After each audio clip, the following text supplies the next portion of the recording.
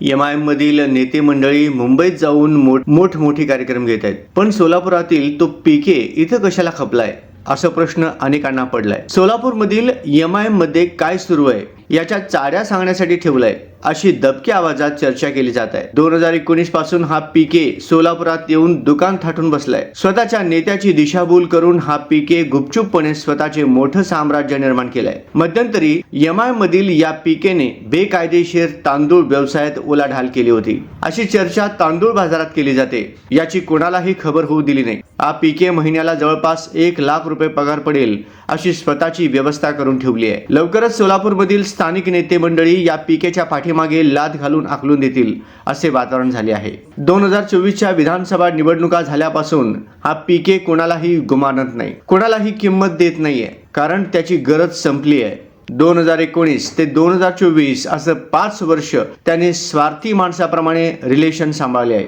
Election संपलं, माणसं संपली, यांना आता कार्यकर्त्यांची नेत्यांची गरज राहिली नाही. थोडे दिवस थांबून हा पीके नेत्यांसहित मुंबईकडे किंवा स्वामी समर्थांचे दर्शन घेण्यासाठी रवाना होणार आहे. सोलापूर पासून ते हैदराबाद पर्यंत एमआयएमच्या सर्वच नेते मंडळीच्या मनात खोट आहे.